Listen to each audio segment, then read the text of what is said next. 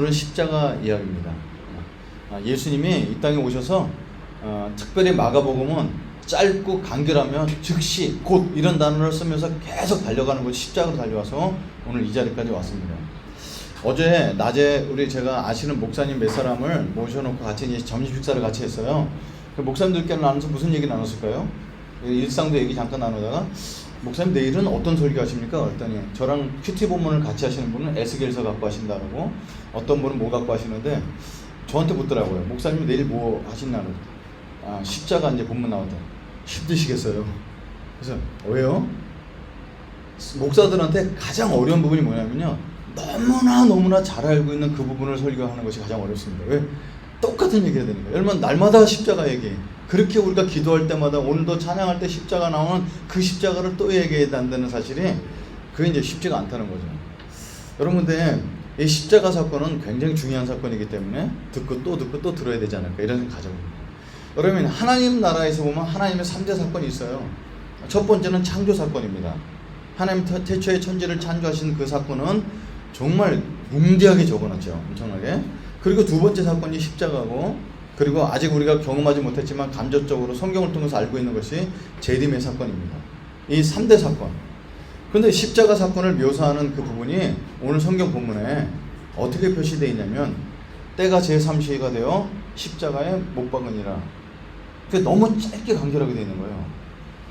성경은 천지를 창조할 때를 굉장히 웅장하게 첫째 날, 둘째 날, 셋째 날 창조해서 성경 한 전체를 활용했고, 그것을 재창조하는 것처럼 다시 설명해 놓고 했습니다.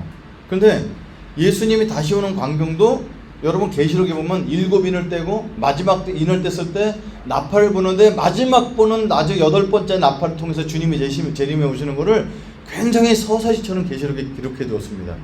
그에 비해 예수님이 십자가에 달리시면 너무도 심플하게 십자가에 못 박으니라 라고 이렇게 단순한 표현으로 하는 것이 좀 당황스러웠습니다. 저는 어쩌면 우리에게 이 모습이 너무나 당연한 십자가처럼 느껴지지 않겠는가. 예수님께서 십자가에 죽으심은 우리는 죽으심으로 우리 죄를 용서받았습니다. 너무나 많이 들었던, 반복적으로 들어서 내게 감동을 주지 않는 십자가로 남을 것 같은 인상처럼 십자가에 못 박힌 사건은 영화에서 보는 것이 훨씬 실감나게 만들어 놓지 않았나, 이런 생각을 가져봅니다. 그러나 묵상할수록 예수님의 십자가는 오늘도 나를 살리고 살리는 주님의 사랑임을 깨닫게 됩니다. 여러분, 제가 좀 부끄러운 고백을 좀 하겠는데요. 지난 목금 부산에 가서 집회를 했어요. 한 분 초청해줘서 청년들을 모아놓고 교회에서 수련을 하는 겁니다. 교회를 리모델링을 해서 교회가 겉은 낡았는데 깔끔해요, 안이. 딱 앉아서 70명 정도가 꽉 차서 예배드리게 되고, 전문 찬양팀이 와갖고 음악도 얼마나 깔끔한지, 내가 드럼 소리가 전체를 장악하는 거 보고 나서 이 드럼을 사야 되겠구나, 이런 생각을 가졌어요. 드럼 치는 사람이 있는데, 그 찬양도 그렇고 청년들이 2시간 말씀을 듣고 1시간 기도해라고 새벽 3시까지 피드백을 하는 너무 좋은 소리를 냈습니다. 그래서 제가 1시 너무 끝난 다음에 이제 저를 목사님 숙소로 가시죠 하는데, 그 부산 시내 정가운데 있는 데니까 시내 어디 가냐면 그 어렵게 잡았던 모텔에 데려다 주는 거예요. 새벽 1시에 모텔에 들어가서 이제 목사님 안녕히 주무세요, 내일 뵙겠습니다 하는데, 모텔 딱 들어가자마자 보니까 24시간 출장 안마서부터 벽에 붙어있는 그림들, 자기가 되게 어려웠습니다. 그리고 막 텔레비전 프로 같은 거 보면 성인 프로그램에 다 광고가 돼 있어서, 제가 뉴스를 본다가 텔레비전을 켜면 제가 유혹을 못 이길 것 같더라고요. 그래서 그날 새벽 수업부터 움직였기 때문에 아침 잘 잤어요. 자고 아침에 원래는 스타벅스 같은 데 안 가고 거기서 좀 주일 말씀을 준비하려고 그러는데 못 있을 것 같아서 제가 샤워하고 나왔어요. 그리고 나와서 이제 저를 11시에 저를 데리러 온다는데, 저는 이미 바깥에 있으니까 왜 이렇게 일찍 나오셨냐고. 그냥 나왔다고, 더워서. 그리고 이제 스타벅스에서 계속 이제 말씀 준비하다가 나를 초청해 주신 목사님한테 저 오늘 올라가면 안 되겠습니까? 오늘 저 주무시고 하시죠. 오늘 가야 되겠습니다.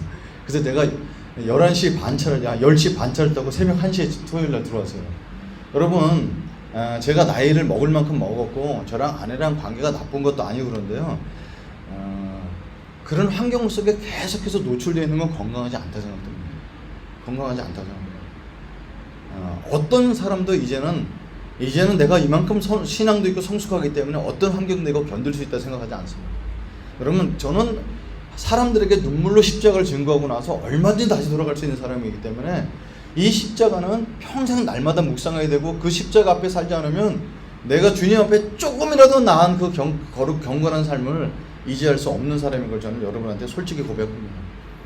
여러분, 오늘 이 십자가에 대한 말씀을 같이 보면서 한 두 종류의 사람을 좀 더 돌아보길 원하는데요.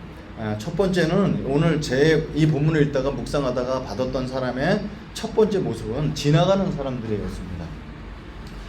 지나가는 자들은 자기 머리를 흔들며 예수를 모욕하여 이르되, 성전을 헐고 사흘에 다시 짓는다는 자여, 내가 너를 구원하여 십자가에 내려오라 하고 머리를 흔드는 사람들입니다. 머리를 흔드는 분노입니다. 이 사람들은 멀리 갈릴리부터 따라왔습니다. 이 당시는 이 여행하는 길이 걸어서 일주일 되는 길은 가까운 길이 아니었습니다.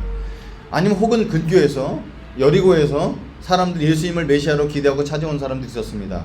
우리가 성경 본문에 우리가 공부한 것처럼 예루살렘에 들어갈 때 그들은 호산나 이렇게 외치면서 예루살렘 입성 당시 자기의 겉옷, 그 당시의 겉옷은 자기의 전재산이고 가장 중요한 것이었는데 겉옷을 깔아서 벗어 깔아드리면서 호산나를 외쳤습니다. 우리가 이미 공부한 것처럼 이들이 외쳤던 호산나는 자기 목적이 있었죠.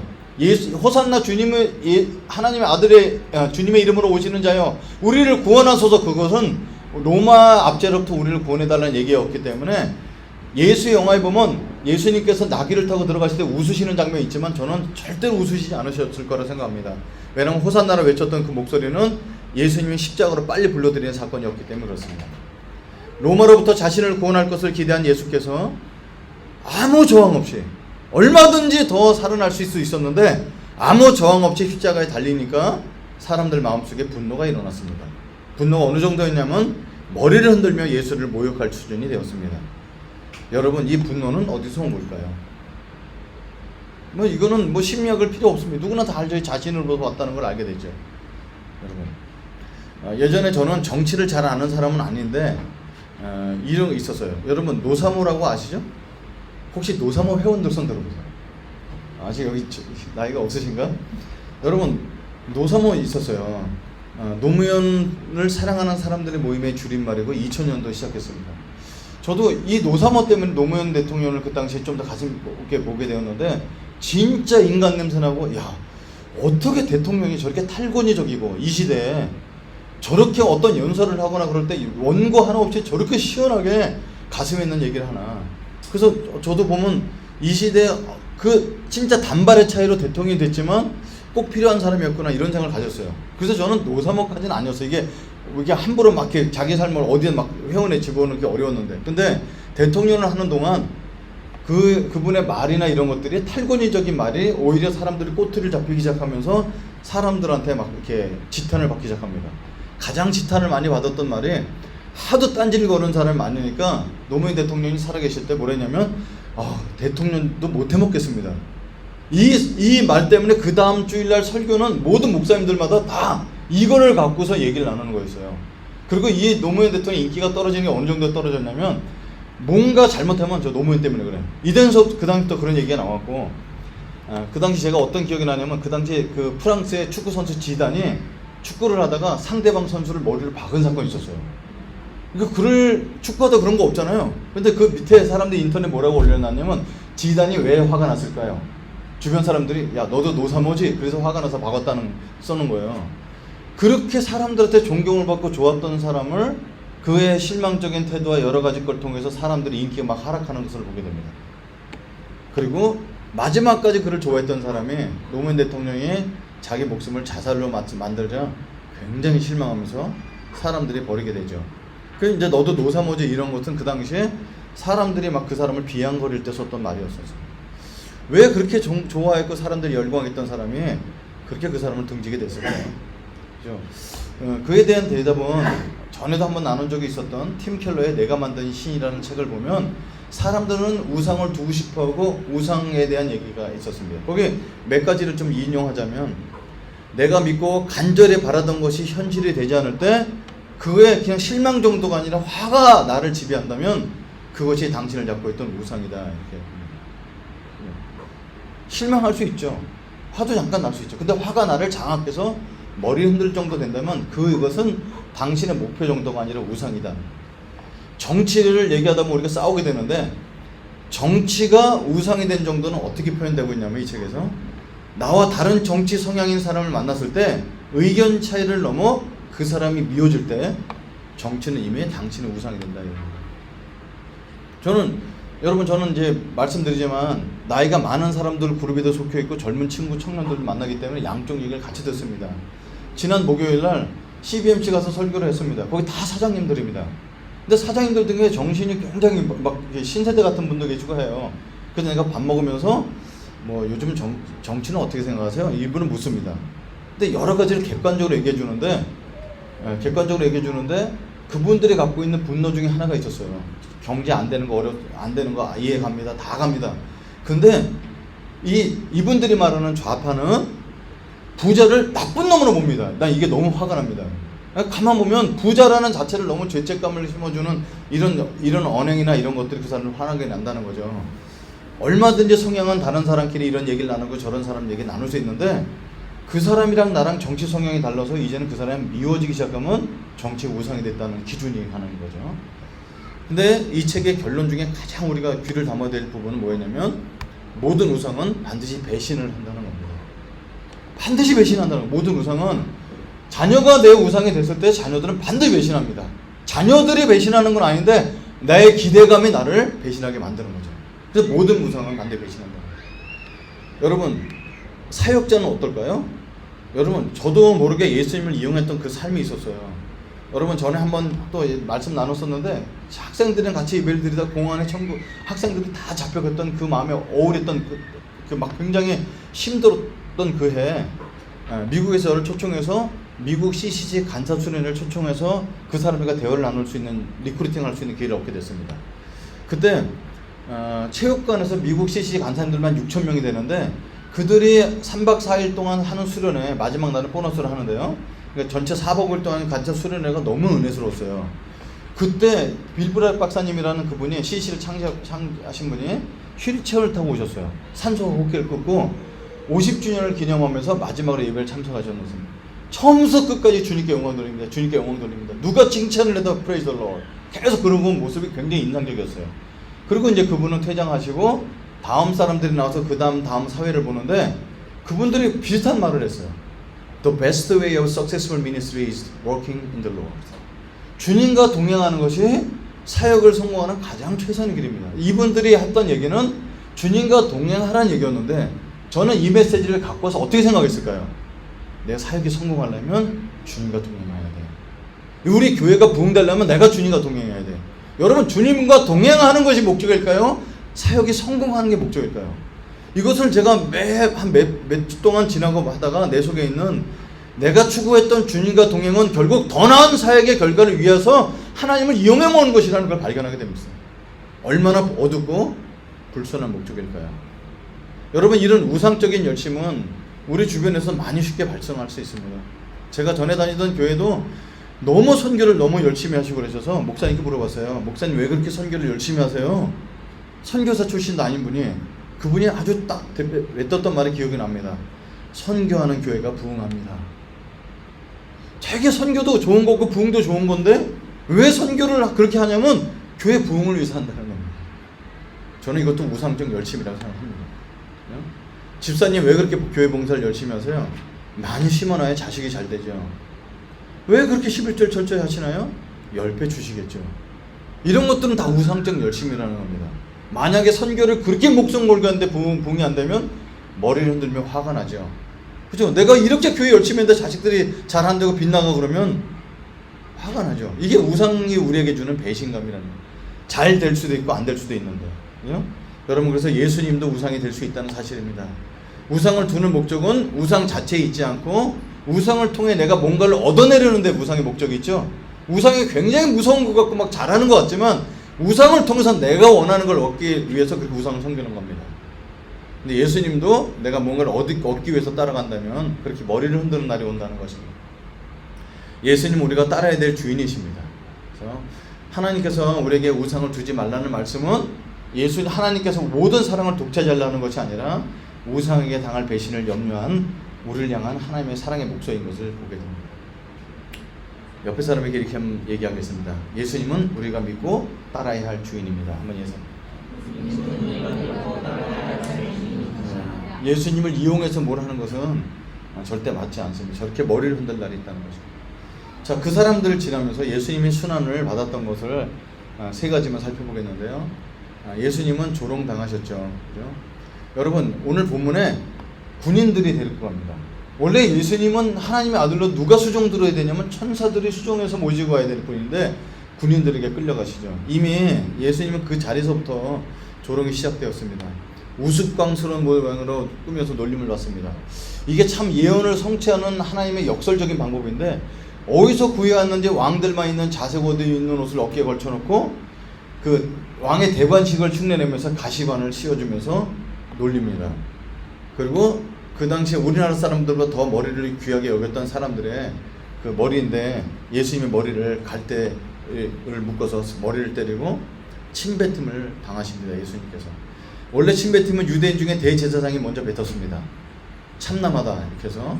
그리고 이방인 중엔 로마 군인들이 침을 뱉게 됩니다.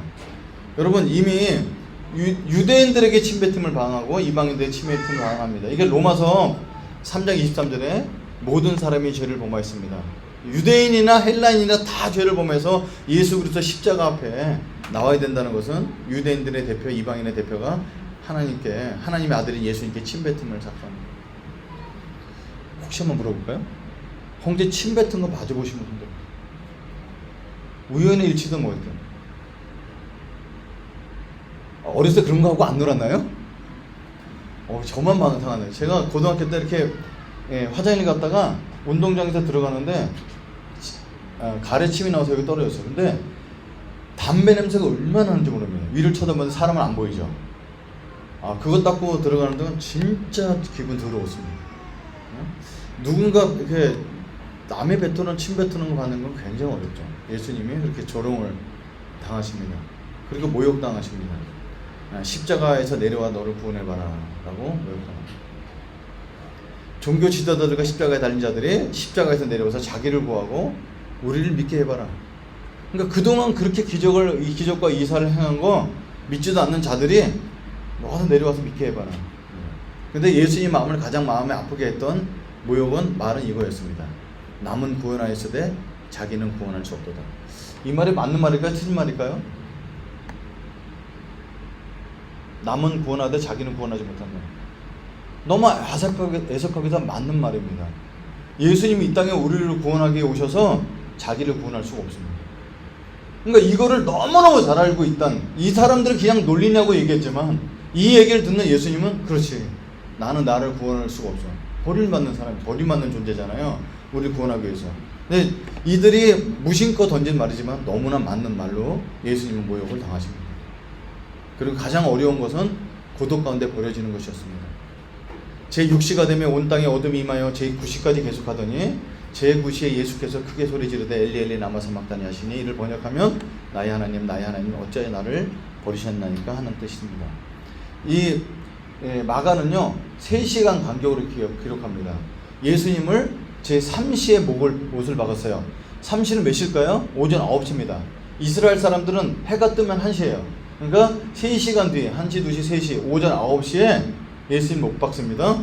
그리고 3시간 동안 매달려 있었어요, 예수님. 근데 6시, 난 12시가 됐는데 어둠이 임하기 시작합니다. 오후 3시까지. 여러분, 이걸 일부러 기록해 놓은 게 있습니다. 낮에 가장 뜨겁고 밝은 시간이 언제죠? 12시부터 오후 3시잖아요. 그 가장 밝은 시간이 가장 어두운 시간으로 변했습니다. 그때 예수님이 그 어두운 가운데 뭐라고 소리시냐면 어찌하여 나를 버리시나이까. 그러면서 부부는 하나님 아버지를 나의 하나님 부릅니다. 이단들은 이 구절을 가지고 예수님이 실패했다, 봐라 우리 교주를 봐라 이렇게 얘기합니다. 예수님은 이때 완전히 버림을 당하지 않으면 우리는 구원받을 수가 없죠. 가장 밝은 시간에 임한 어둠을 가지고 도널드 거슬이라는 사람이 이렇게 표현했습니다. 아버지 하나님도 차마 보기가 너무 어려워서 어둠으로 덮어놨을 것이다. 이게 문학적인 거죠. 왜 그런지는 모르지만 완전히 깜깜하게 세상을 개길식처럼 3시간을 덮어놨었습니다. 예수님을 위로할 단 한 명도 보이지 않는 어두운 가운데 우리를 대신해서 버림을 받으십니다. 그리고 제9시에 오늘 본문 읽진 않았지만 큰 소리로 지르고 운명하시게 됩니다. 여러분, 이 큰 소리를 지르는 것은 삼위일체로부터 분리 고통을 당하시고 죽으시는 모습입니다. 여러분, 이 결혼해서 아기를 낳는 모습을 제가 이제 이렇게 아내가 소리 내는 것을 보게 됐는데, 이 인간이 당할 수 있는 고통 중에 가장 큰 통이 산통이잖아요. 그래서 목에 힘도 주고, 그래서 이 권용희 간사님도 뭐 목이 아플 정도, 며칠씩이나 아플 정도로 갔던 건데, 내가 누구로부터 분리된다는 사실은 굉장히 부럽죠. 예수님은 태초에 천지를 창조할 때 지금까지 한 번도 하나님과 떨어져 본 적이 없는 삼위일체 하나님이십니다. 그런데 십자가에 달려서 돌아가시면서 부활하시기 전까지는 이 삼위일체로부터 분리되는 고통을 갖죠. 이게 아이들의 뱃속에, 엄마 뱃속에서 나가서 울면서 엄마의 심장 소리부터 멀어지면서 이 두려움을 느끼는 고통이 아닐까, 이런 생각을 가져옵니다. 예수님은 철저히 버리심을 받으셨어요. 한 번도 떨어져 본 적 없는 아버지로부터 분리를 반항하면서 배신감을 느끼게 됩니다. 왜 나를 버리셨나요? 모욕과 두려움, 못 박힘과 갈증의 고통, 고독의 정신적인 고통, 버림받는 영적 고통까지 어떻게 그렇게 담담하게 견디셨을까 하는 게 제 질문이었어요. 여러분, 33살입니다. 33살 청년이, 그 당시에 물론 정신적인 나이는 더 많았겠지만 관공서에 끌려가서 재판을 받고 군인들에게 끌려갑니다. 이제 군인들은 일부러 모든 군대를 모아놓고 우롱을 합니다. 이런 것에서 봤을 때 사람들이 고통스럽거나 그 다음에 모욕감과 두려움이 있어서 사람이 떠는 모습을 보여야 되는데, 예수님은 오히려 굉장히 담대합니다. 어떻게 이렇게 담담하게 견디셨을까? 왜 그랬을까요? 그 앞에 이미 두렵고 떨린 시간을 보내셨잖아요. 겟세마네 기도였습니다. 제가 겟세마네 기도를 이 부분을 갖고 말씀 나눌 때, 왜 그렇게 많은 순교자들이 담대하게 죽었는데 예수님은 십자가를 지기 전에 겟세마네 동산에서 저렇게 두렵고 떨면서 3번이나 이 잔을 내게서 거둬달라고 주님께 간청을 했을까? 이미 겟세마네 동산에서 이 상황을 예견하시면서 본인이 당할 고통과 자기가 사랑해야 될 대상으로부터 버림을 받는 것, 자기를 지켜줬던 하나님으로부터 버림받는 것에 대한 고통을 이 시간에 다 느꼈었죠. 않나 생각합니다. 그래서 사실은 이게 단순한 기도의 생활의 모범이 될 수도 있지만, 우리가 갖고 있는 인생에 살아갈 수 있을 때 당해야 될 수많은 고통들과 어려움들은 우리가 일상 속에서 주님과 날마다 동행함이 없이는 그 일을 맞닥뜨리면 굉장히 당황할 수밖에 없다는 사실입니다. 그래서 우리가 아침에 주님 앞에 잠시라도 무릎 꿇고 주님 앞에 은혜를 구하고 당신의 말씀으로 날마다 우리를 채워나가는 일은 우리 일상에서 승리하는 그리스도인 삶의 가장 중요한 요소가 된다는 것을 예수님의 삶을 통해서 볼 수가 있습니다. 예수님이 고난을 당하시고 이제 가십니다. 십자가를 지러 가시는데요. 그 당시 십자가는 제가 영화를 봤는데 고증학적으로 잘된 영화는 몇 영화 안 돼요. 여러분, 그 당시에 십자가는 어떻게 됐냐면요, 세로로 된 건 땅에다 이미 박아놓습니다. 그날 3사람 죽을 거다 그러면 3개를 박아놓고요, 본인의 십자가는 가로로 된 막대기를 지고 가는 거예요. 원래 십자가가 완성품을 지고 가는 게 아니고. 그런데 사람들이 예수님을 조롱하다 보니까 이미 이 사람 체력이 더 이상 되지 않는다는 걸 알죠. 그래서 이 지고 가는데 한 사람을 만나게 됩니다. 희롱을 다한 후에 자색 옷을 벗기고 도로 그의 옷을 입히고 십자가에 못 박으려고 끌고 나갑니다. 마침 알렉산더와 루포의 아버지인 구레네 사람 시몬이 시골로부터 와서 지나가는데 그들이 그를 억지로 같이 가게 하여 예수의 십자가를 지우게 됩니다. 여러분, 로마 법이 있었어요. 로마 군인이 지나가는 시민에게 동행을 요청할 때 오리 정도는 거부하지 못하고 따라가는 법이 있습니다. 여러분, 지금도 이게 우리나라 법적은 제가 모르겠는데 우리가 자가용을 갖고 하다가 경찰이 경찰서를 보여주면서 방지차를 잠깐 이 범죄 수사하는데 도움을 좀 요청합니다. 그럼 이거를 해줘야 되는 게 자율성인 거가 아니면 법인가요? 강제성이 있나요? 경찰이 요구했을 때 내 차를 같이 동행해주는 우리나라 법인 모르겠습니다. 내가 볼 때 우리나라 민주주의 국가이기 때문에 강제성은 없다 생각하는데 아마 경찰이니까 도와주지 않나 생각하는데요. 로마 군인이 얘기했을 때는 오리는 가져야 됩니다.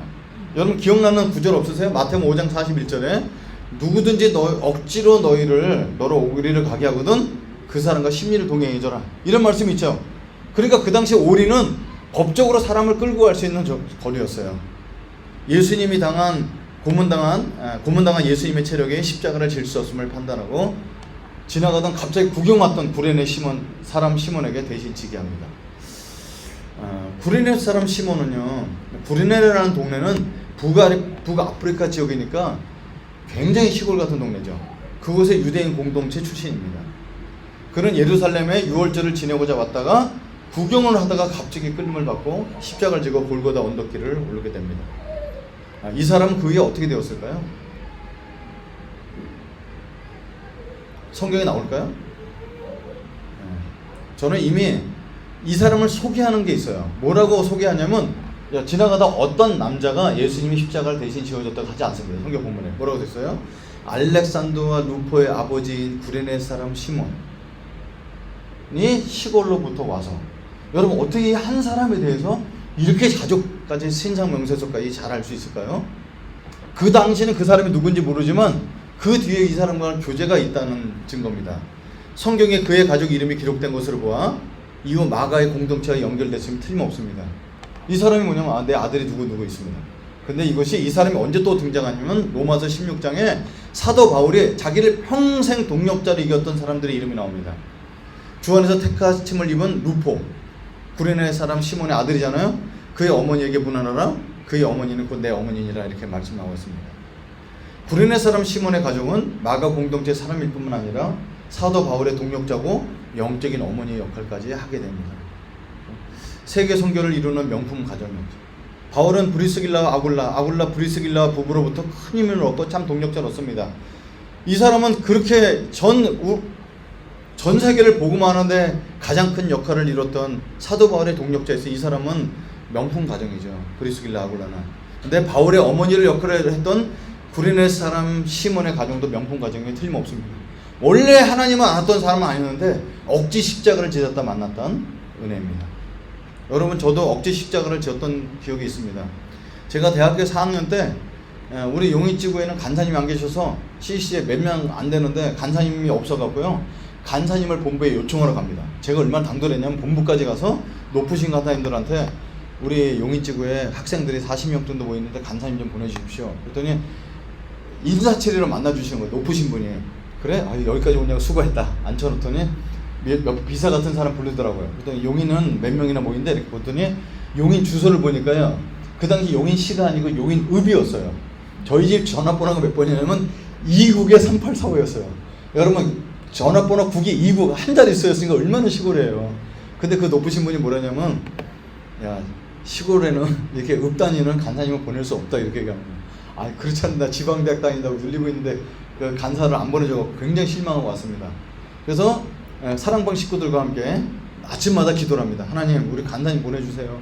간사님 보내주세요. 그랬더니 음성이 들리죠. 네가 해라, 이런 음성을 들리게 됩니다. 여러분, 예수 믿은 지 3년 된 사람이 어떻게 시시간살해서 사람을 돕겠어요? 말도 안 된다고.